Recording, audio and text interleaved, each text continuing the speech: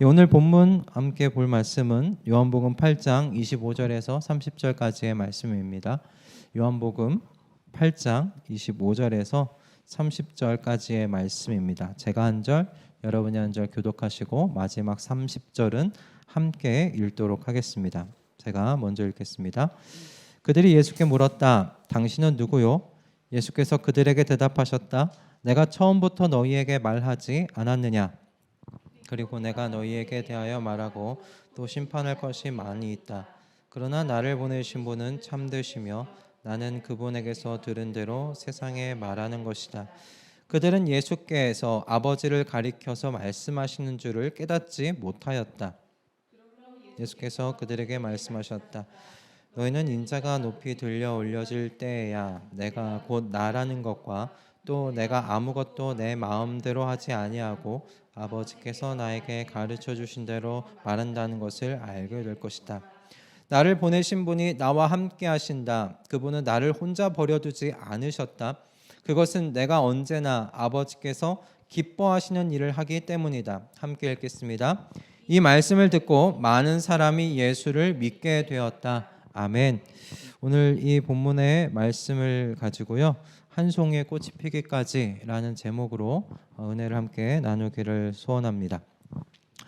오늘은 여러분들과 함께 특별한 그 실험으로 말씀을 한번 좀 시작해 보고자 하는데요. 자, 여러분, 그 앞에 이제 사진이 하나 보일 겁니다. 이 사진에 대해서 이미 알고 계신 분들은 이게 뭔지를 함구해 주시고요. 여러분, 이 사진에서 여러분 뭐가 보이십니까? 이 사진에서 여러분 뭐가 보이세요? 너무 이렇게 조명이 밝아서 안 보이시나요? 줄이 이렇게 간 것들 보이고요. 어떤 분들은 이거 해골이 보인다라고도 하고 그렇게 이야기를 합니다. 자, 그런데 제가 이 사진 뒤에 뭔가를 여러분들에게 보여드리면서 설명을 해드리면 여러분들이 아 하실 거예요. 다음 장면 볼까요? 여러분 이렇게 보면 뭐가 좀 보이세요? 오, 그렇죠. 바로 소 아시네요. 네, 다음 한 번 더 클릭해 주세요. 이게 귀죠. 그리고 여기가 눈 됩니다. 그리고 밑에가 뭐 입 정도가, 여기가 입 정도가 될 겁니다. 자, 이게 이제 소라는 걸 여러분들이 이제 보셨어요. 다음 사진 볼까요? 자, 이제 뭐가 보이세요? 이 사진에서 소가 보이죠. 네, 소가 보입니다. 이제 여러분들은 이 사진을 볼 때 다른 게 보이잖아요. 뭐 줄이 보이거나 해골이 보이거나 이러지 않아요. 이 사진을 보실 때마다 여러분 소가 여러분 보이실 겁니다. 그렇죠? 자, 그러면 이번에는 이 단어를 좀 보겠습니다. 이 단어를 보시면 여러분 뭐가 연상되십니까? 아, 그냥 단어구나. 그죠? 그렇겠죠? 여러분 이게 독일어입니다. 독일어고요. 이거를 독일 사람들에게 이 단어를 보여주면 바로 다음 장면을 보게 돼요. 사과인 줄 알 겁니다. 이게 독일어로 아플이라고 하는데 발음이 별로 좋진 않아요. 제2외국어가 독일어였는데 아니요, 앞에 독일 사람들에게 저 단어를 보여주면 사과를 연상해요. 근데 미국 사람들에게 애플 이 단어를 보여주면 뭘 연상할까요? 바로 웃으시네요. 네, 맞습니다. 회사가 생각이 나요. 애플 회사를 생각해요.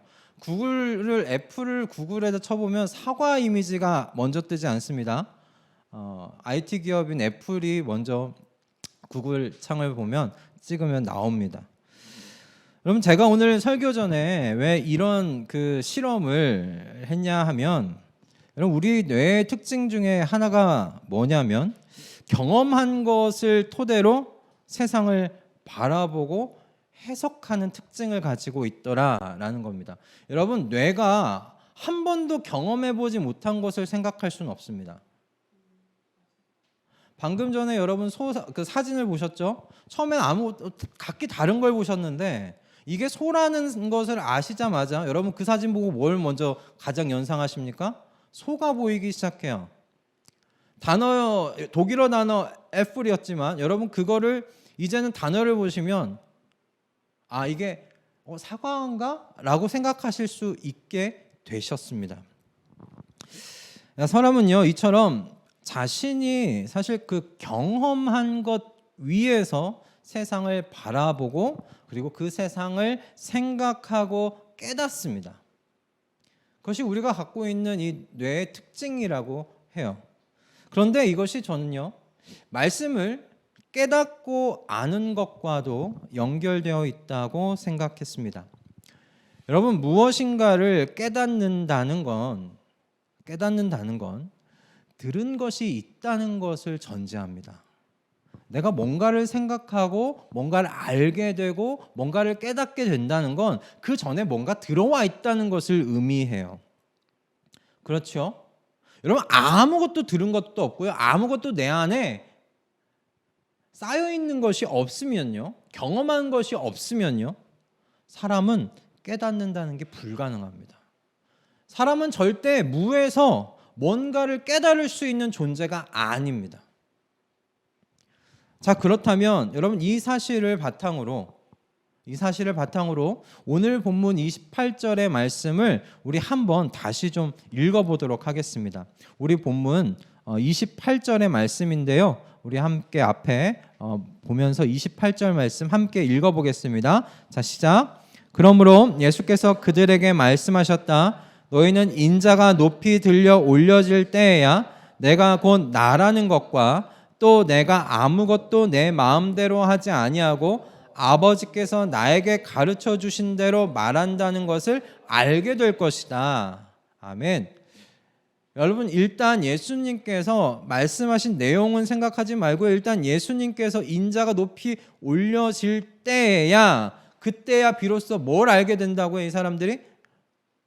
그때야, 그렇죠, 내가 곧 나라는 것과 내가 아무것도 내 마음대로 하지 아니하고 아버지께서 나에게 가르쳐 주신 대로, 여러분, 이야기했다는 것을 그때에서야 알게 될 거라고 이야기를 합니다.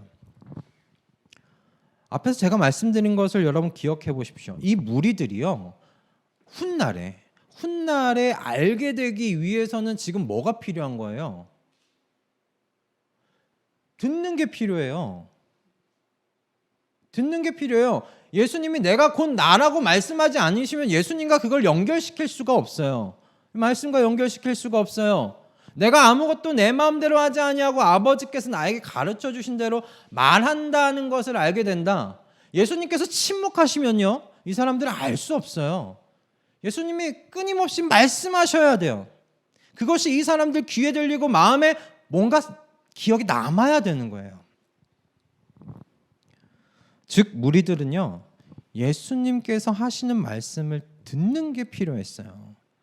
들은 것이 있어야 깨닫는 것도 가능하기 때문에 그래요.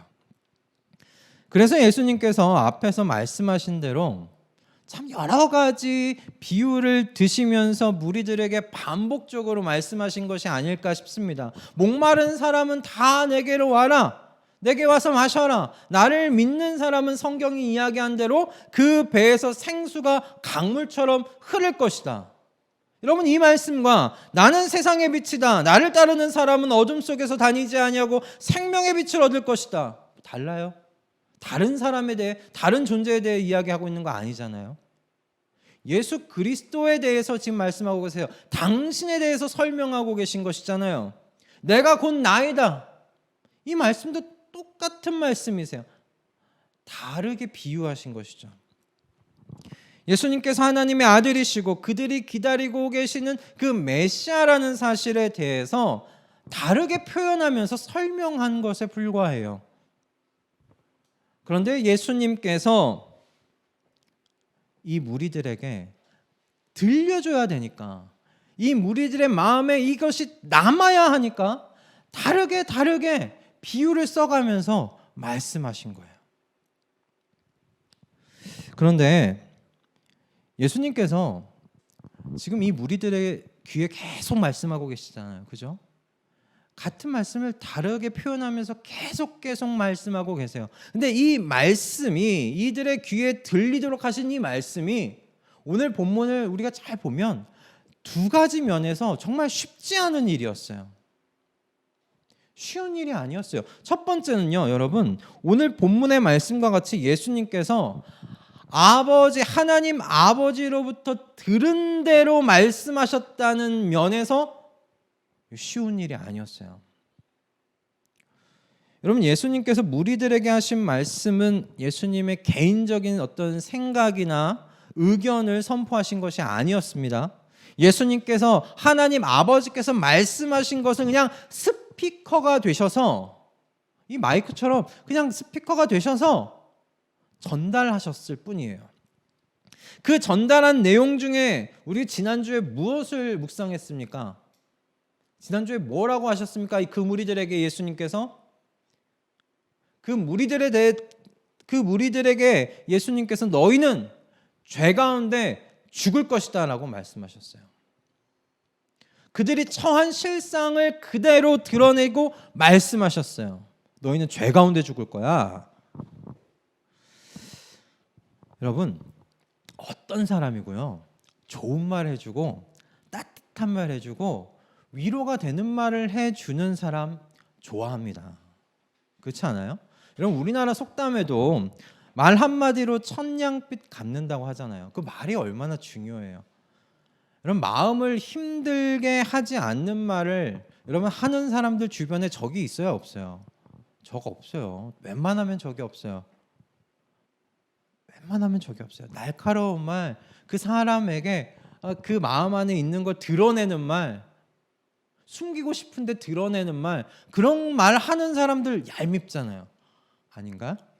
화도 나고 가끔은 난 숨기고 싶었는데 왜 얘기하는 거야 싶기도 하고. 그런 사람들이 적이 많아요. 그런데 여러분, 예수님께서 말씀하신 대로 너희는 모두 죄 가운데 죽을 거야, 그렇게 말하는 사람이 여러분 옆에 있다고 생각해 보세요. 여러분 편하시겠어요? 편하시겠어요?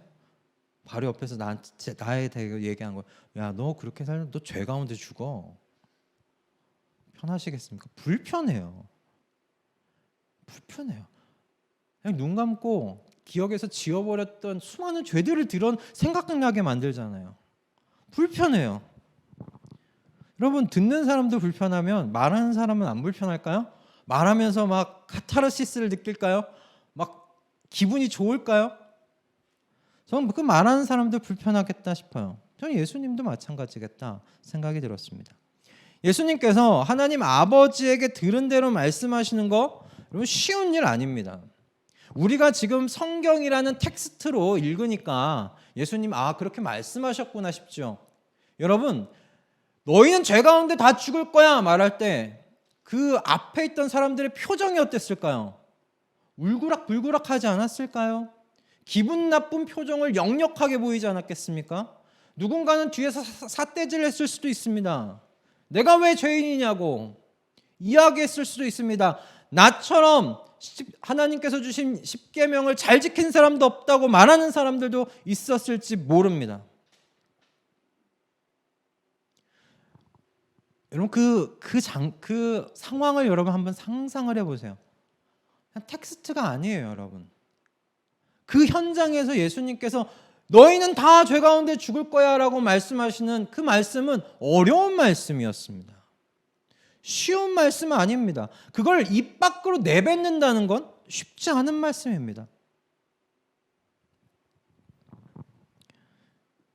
예수님을 향한 무리들의 표정을 상상해 봤을 때 이건 쉽지 않겠다 싶어요. 그럼에도 불구하고 여러분, 예수님께서 이 무리들의 귀에 아버지로부터 들은 대로 선포하셨어요. 이 무리들의 그 귀에 아버지께서 내게 주신 대로 그대로 이야기하셨어요. 당장 무리들의 반응에 따라서 타협하지 않으셨어요. 메시지를 타협하지 않으시고 내가 들은 그대로 전하신 예수님이셨다. 근데 그거 쉬운 일 아니었다. 여러분, 그걸 기억하시길 바랍니다. 여러분, 두 번째로 예수님께서 이 무리들에게 말씀을 전하실 때, 그들의 귀에 들리도록 전달하실 때 그것이 힘든 이유는 예수님께서 십자가에 죽으시기 전까지는 예수님이 전한 이 말씀, 이 무리들이 깨닫는 것 기대할 수 없었다. 기대할 수 없었다. 28절의 말씀이었습니다. 너희는 인자가 높이 들려 올려질 때에야 이거 과거형입니다. 때에야, 그 이후에야 내가 곧 나라는 것과 또 내가 아무것도 내 마음대로 하지 아니하고 아버지께서 나에게 가르쳐 주신 대로 말한다는 걸 알게 될 거다. 무슨 말씀입니까? 지금 깨닫지도 못하고요, 이해하지도 못하는 사람에게 계속 같은 말을 반복하셔야 된다는 걸 의미해요. 여러분, 이거 쉬운 일 아닙니다. 그것도 같은 열정을 유지하면서 같은 말을 반복하고 가르친다는 것, 쉬운 일 아닙니다. 어려운 일이에요. 제가 중학교 때 제 동생과 함께 그 과외를 잠깐 받았던 적이 있습니다. 연년생이라 가능했던 건데, 제가 그 암기는 자신 있었거든요. 암기하는 건 자신 있었는데 수학은 정말 많이 어려워했어요. 과외 선생님이 어느 날 이렇게 수학 공식 원리를 계속 반복해서 설명을 해주셨어요. 이렇게도 표현해 주시고 이렇게도 표현해서 설명해 주시고. 근데 제가 이게 잘 못 알아듣는 거예요. 그러더니 어느 날 그냥 외워 그러셨어요. 뭔가 설명해 주는 걸 포기하신 거예요. 그냥 외워. 그리고 또 가르치다가 이해 못하는 문제들이 생기면 그냥 과외 선생님 그러셨어요. 통째로 다 외워. 이 원리를 이해하는 게 아니라 너 이거 그냥 통째로 이 문제는 이렇게 푸는 거야. 이 방식 자체를 그냥 외워버려 하셨어요. 근데 그렇게 하면 뭐는 되냐면 점수는 나와요. 수학도 암기가 돼요. 암기하면 어느 정도 선까지는 점수가 나와요. 그래서 저는 수학 선생님께서 제 느낌은 그랬어요. 수학은 이분이 나를 포기하셨구나 라는 생각이 들었어요. 그런데 이분이 제 동생을 가르칠 때는 달라요. 제가 인정을 하는데 제 동생이 머리가 굉장히 좀 좋아요. IQ도 꽤 높아서 가르치는 대로 이 아이가 이제 동생이 이해하고 따라오니까 선생님이 재밌었던 모양이에요. 그래서 제 동생을 가르칠 때는 이분이 재밌어 한다는 거를 어린 저도 느꼈었어요. 여러분, 저는 이게 그냥 일반적인 그 사람들의 모습이라고 생각을 해요. 이해하지 못하고 깨닫지 못하는 사람에게 같은 뭔가 이 열정을 가지고요, 지속적이고 반복적으로 말한다는 거, 이거 쉬운 일 아닙니다. 어려운 일입니다. 게다가 예수님은 어떤 상황이셨습니까? 이 말씀대로 하시면 자신이 십자가에 죽기 전까지는요, 예수님의 가르침을 듣고 온전히 그걸 이해하고 반응해 줄 사람을 만난다는 거예요? 못 만난다는 거예요? 못 만난다는 거예요. 예수님께서 가르치신 것에 대하여 온전히 이해하고, 예수님 당신의 말씀의 뜻은 이것이었군요. 내가 이 말씀 그대로 순종해 보겠습니다. 살아보겠습니다. 그렇게 반응해 오는 사람을 한 사람도 만날 수 없다는 의미였어요. 여러분, 사람에게 내 말을 이해해 주지 못하는 사람에게 이게 말을 한다는 건, 여러분 표현하시잖아요. 벽에다 대고 이야기하는 것 같다고. 가끔 남편이 벽 같다고 말씀하시는데, 그럼 벽에다 대고 이야기하는 것과 같아요. 여러분, 그건 늘 나의 말을요, 오해하는 사람들을 만나게 된다는 의미이기도 해요. 내 말을 제대로 이해 못하면 오해하게 되잖아요, 사람들이. 나를 제대로 이해해주지 못한 사람들을 사이에서 살아간다는 것을 의미해요. 여러분, 실제로 예수님께서 그렇게 사시지 않았습니까? 12제자들 예수님을 이해했습니까? 예수님의 가르침을 정말 온전히 이해했습니까? 예수님께 그렇게 온전히 반응했던 12제자들이 제자 한 제자라도 있었습니까? 아니요, 아무도 없었습니다. 같이 살았는데 3년 반을 같이 살았는데 예수님을 온전히 이해해준 제자 한 사람도 없었습니다.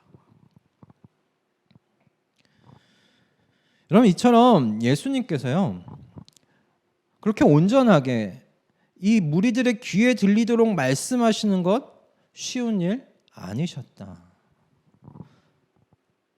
그죠? 요즘 뭐 이렇게 지금도 차들이 있는지는 모르겠지만 트럭 뒤에 확성기 틀어놓고 그냥 쭉 다니는 차들 있잖아요. 뭐 계란 사세요 뭐 이렇게 하면서 확성기 있잖아요. 예수님께서 그냥 유대 땅을 그런 확성기 틀어놓고 다니신 게 아니에요. 들은 사람 듣고 말 사람 말고 이렇게 하신 것이 아니에요. 얼굴과 얼굴을 맞대고요. 그들의 마음에 불편한 말씀을 들은 대로 전달하셔야 했어요. 예수님의 전하시는 말씀을 이해하고 깨닫지 못하는, 그래서 오해하는 사람들 사이에서 사셨어야 했어요. 사역하셨어야 했어요. 그런데도 불구하고 예수님께서는요, 이 무리들에게 가르치는 사역을 멈추세요, 안 멈추세요? 멈추신 적이 없으세요. 그럼에도 불구하고 멈추신 적이 없어요. 이해하지 못하는데도 가르치세요. 늘 같은 열정으로 가르치셨어요.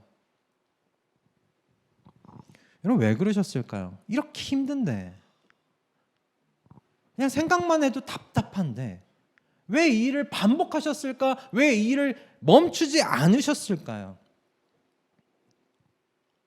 저는 오늘 이 본문의 말씀을 묵상하면서 하나님께서 이런 은혜를 주셨어요.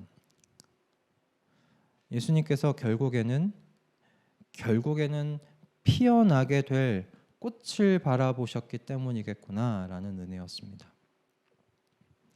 예수님께서 높이 들려 올려질 때, 그때서야 드디어 하나님의 아들께서 나의 죄를 대신해서 죽기 위해 이 땅에 오셨다는 것을 믿는 자들이 나오실 것을 바라보셨기 때문에 지치지 않고 가르치신 거예요. 멈추지 않고 가르치신 거예요. 그때서야 드디어 예수님께서 지금까지 가르치고 선포하셨던 말씀을 믿고 이해하는 사람들이 나올 것임을 바라보셨기 때문에 힘든 일인데도 불구하고 말씀하시기를 멈추지 않으셨다는 거예요. 그렇게 아름답게 피어날 꽃들이 있다는 사실을 바라보시면서 오직 순종과 인내로 그 무리들의 마음에 소리치신 거죠. 여러분 가수 안치환의 가사말 여러분 아실 것 같아요. 이쯤에서 어떤 가사말이 나올까요? 사람이 꽃보다 아름다워라는, 여러분 안치환의 가사. 저 그 노래 정말 좋아했거든요. 청년 때. 청년 시절에는 이 사람이 꽃보다 아름답다는 그 말이 저를 위로해 줬어요. 아, 내가 꽃보다는 아름답구나. 정말 위로를 받게 해주는 가사말이었어요. 청년 때.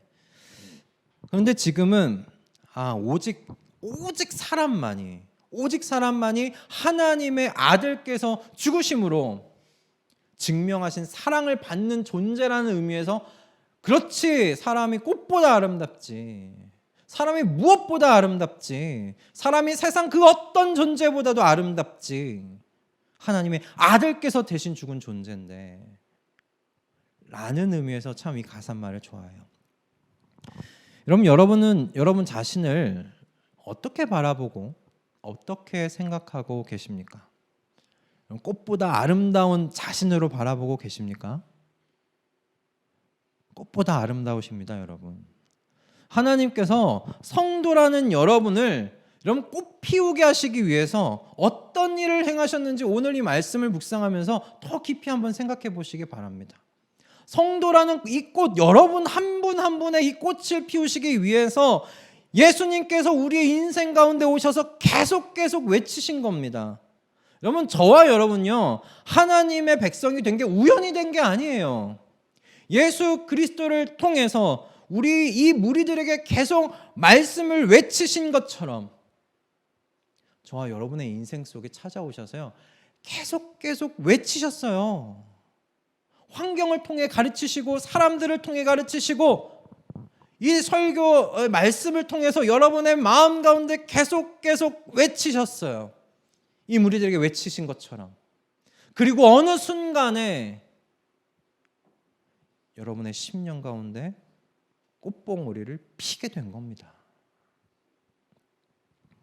예수님께서 하나님의 아들이시오, 죄 가운데 죽었을 나를 바로 그 죄에서 구원하여 주신 분이심을 고백하는 하나님의 백성이 되게 하셨어요. 여러분 한 사람 한 사람이 다 그저 아무 곳이나 아무 들판에나 뿌려졌다가 스스로 핀 꽃들이 아니에요. 사랑으로 보살핌을 받고 관심 두심으로 피어난 꽃들이에요. 여러분, 예수님께서 이 무리들을 사랑하지 않으셨을까요? 넌 다 죄 가운데 죽을 거야. 그게 미움 가운데서 나온 이야기일까요? 사랑하심으로 말씀하신 거예요. 여러분, 사랑하지 않으면요, 괜히 미움살 얘기하지 않아요. 내가 그 상대방에 대한 마음이 없으면 괜히 미움살 이야기하지 않아요. 그냥 좋으면 좋은 대로 넘어가면 돼요. 좋으면 좋은 거라고 생각하고 지내는 게 좋죠. 서로 웃는 얼굴로 지내는 게 좋지, 그냥 어렵게 지내는 게 좋아요? 아니잖아요. 사랑하니까 열정을 가지고 끊임없이 같은 말을 반복해서 말할 수 있는 겁니다.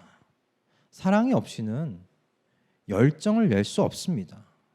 이해하지 못하는 사람들에게 깨닫지 못하는 벽에다 대고 어떻게 계속 말을 할 수 있겠어요?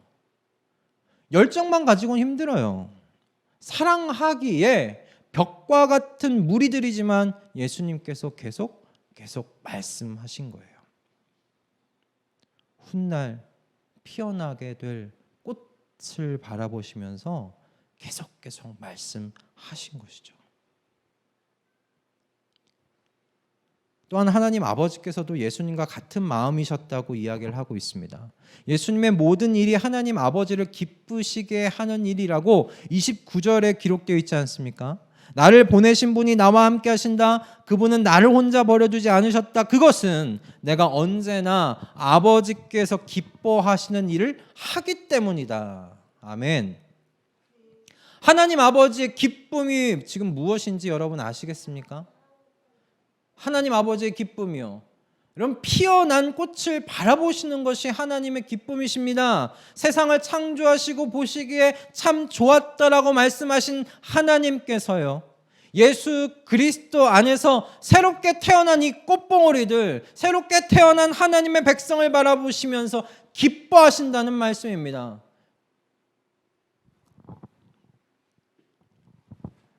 여기에 모인 우리 모두가 하나님의 이 기쁨을 어떤 의미에서는 전 간접적으로 맛본 사람들이라고 저는 생각했어요.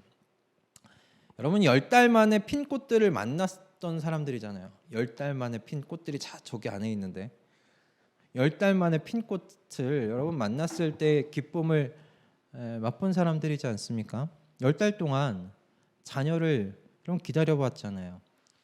초음파 사진으로만 어렴풋하게 보았던 여러분 그 자녀를 실물로 드디어 영접하게 되었을 때, 보게 되었을 때 여러분 어떠셨습니까?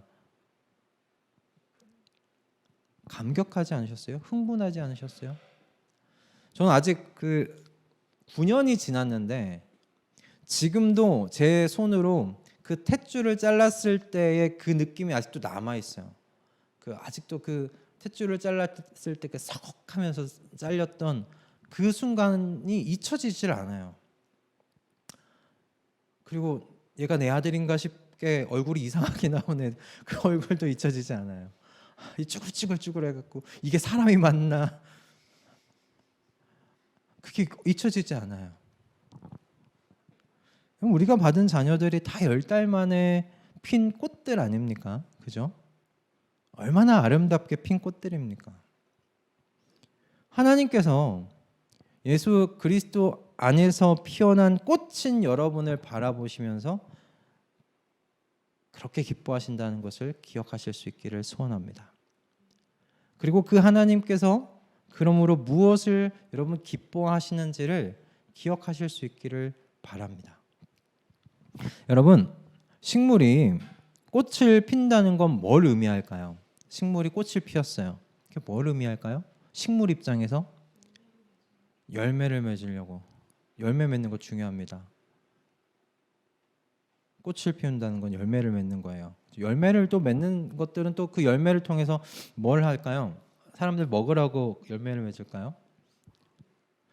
꽃 입장에선, 사람들 입장에선 꽃을 피웠을 때 와 아름답다 하는데요. 꽃 입장에서는요, 꽃을 핀다는 건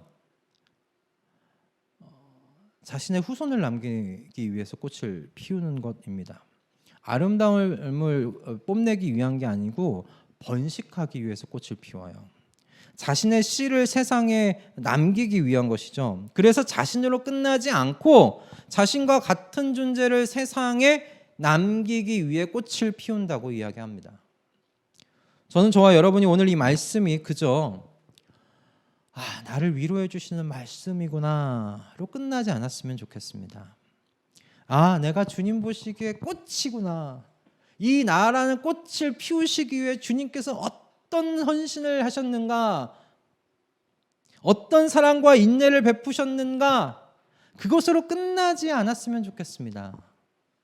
여러분, 하나님 아버지께서 예수님의 무엇을 기뻐하셨는지를 생각해 보세요. 예수님께서 사람에게 미움을 받을지언정 아버지의 말씀을 그대로 전하신 이유, 마치 벽에다 대고 말하는 것 같을지라도 열정을 잃지 아니하시고 끊임없이 외치신 이유, 소리치신 이유, 그 이유가 무엇입니까? 꽃을 피우시기 위함이 아니었습니까? 그렇다면 여러분, 그렇게 피어난 꽃된 우리의 삶의 방향, 여러분 생각해 보실 수 있기를 소원합니다. 여러분, 성도의 향기를 내십시오. 꽃 되셨잖아요. 꽃 되셨잖아요. 다 꽃이시잖아요. 향기를 내야죠. 향기 없는 꽃이 되지 마십시다. 성도의 향기를 내십시다. 매력적인 사람들이 되십시다. 그리스도인의 그 매력은 여러분 성령 충만해서 나오니 여러분 성령의 다스림 속에 살아가기를 늘 기도합시다. 그리고 씨를 뿌리십시다. 꽃은 계속 피어 있지 않습니다. 결국 씨를 다 뿌리고 때가 되면 꽃은 시들고 땅에 떨어져 꽃은 죽습니다. 그러나 그 꽃은 그 땅에 씨를 남겨요. 그래서 언제 어디서 자신과 같은 꽃이 피어날지는 모르지만 분명한 건 자신과 같은 꽃을 피는 그 씨를 남겼다는 사실은 분명합니다. 여러분, 무엇을 남기는 꽃이 되시겠습니까? 그저 관상용으로 아무것도 남기지 않는 그냥 아름답게 보이는 꽃으로 머무시겠습니까? 아니면 씨를 남기는 꽃이 되시겠습니까? 여러분은 하나님께서 피어나게 하신 꽃들입니다. 그래서 하나님께서는 여러분의 존재 자체만으로도 기뻐하십니다. 보시기에 좋았다고, 보시기에 좋다고 말씀하실 겁니다. 그러나 이 하나님을 우리가 더욱 기쁘시게 해드리기를 소원합니다. 우리의 삶의 최고이신 하나님께서 최고로 기뻐하시는 그 씨를 남기는 꽃들이 다 되실 수 있기를 주님의 이름으로 축복합니다. 기도하겠습니다.